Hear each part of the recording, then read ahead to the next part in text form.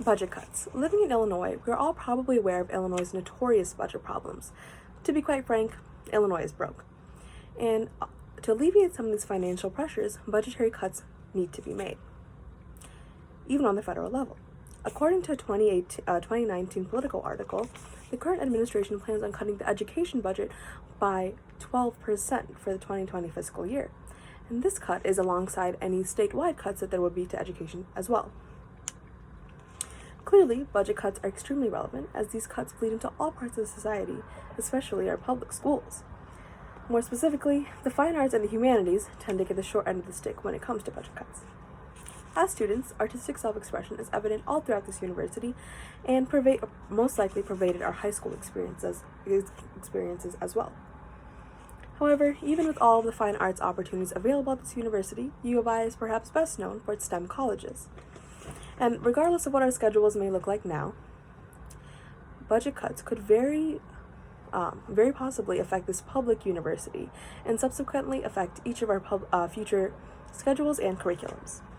Today, I will explain how budget cuts affect school curriculums and then eventually how these cuts affect students' learning. First, I'll explain a little bit more on why budget cuts affect the fine arts specifically. There's been a long-term trend of schools cutting their education, of schools' of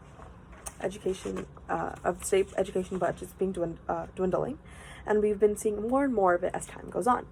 According to a 2017 article by the Center on Budget and Policy Priorities, at least 15 states have cut their education budgets by 10%, and some states have even gone as far as cutting their education budgets by over 20%.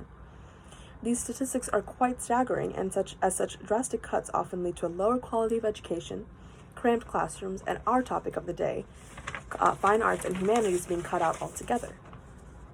As we have seen, when it comes to budget cuts, it is no secret that arts and humanities programs tend to be cut first. But why is this? Well, to begin, performance and growth in the arts is very difficult to measure. A student's learning and ability to perform cannot be clearly demonstrated through tests. With math and science, however, a student's learning can be evaluated through exams and aptitude examinations. However, this type of evaluation cannot clearly be translated into fine arts programs, which is one reason for why arts are cut before anything else.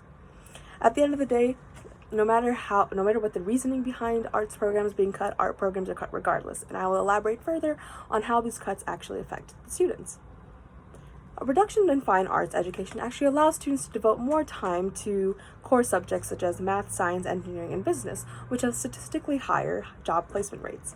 According to a September 2018 ArtNet News article, fine arts majors have the lowest employment rates, highest unemployment rates out of all college majors, while engineering, on the other hand, has the lowest unemployment rates. This statistic clearly shows a clear correlation between education in STEM and employment rates. But not only is there a correlation between the two, but there's causation as well. According to the U.S. Bureau of Labor Statistics, the job growth projection for software development, a STEM career, is 21% over the next 10 years, while the job growth rate for fine arts and crafts is only 1%, showing that an education in the arts is not likely to be very fruitful as the job market is not growing for the arts. To accommodate for these statistics, institutions of higher education are actually removing their liberal arts and science majors and replacing them with STEM and business majors instead, as reported in a 2018 Atlantic article. And while these numbers may make fine arts education seem obsolete, there actually is some merit in maintaining these programs within our schools. According to a New York Times article written in 2019, the arts can actually strengthen students' performance in school. The resiliency and the trial and error that the arts require of the students can actually help students do better in their core classes as well. The skills that they've learned in their arts curriculum can help them do well in all aspects of their lives. Fine arts, in the same article, it is also shown that fine arts have proven to increase the capacity for children to express creativity as well, and also ask questions and collaborate well with others. Clearly, the fine arts have many merits. They allow for students to grow, communicate, and be well-rounded. And even if finding a career within the arts may be difficult, there is some merit in maintaining them within our school curriculums. To conclude, today I've spoken to you all on how budget shortages lead to cuts in our public schools. Specifically, I've talked about how these cuts eventually lead to arts and humanities programs being removed altogether.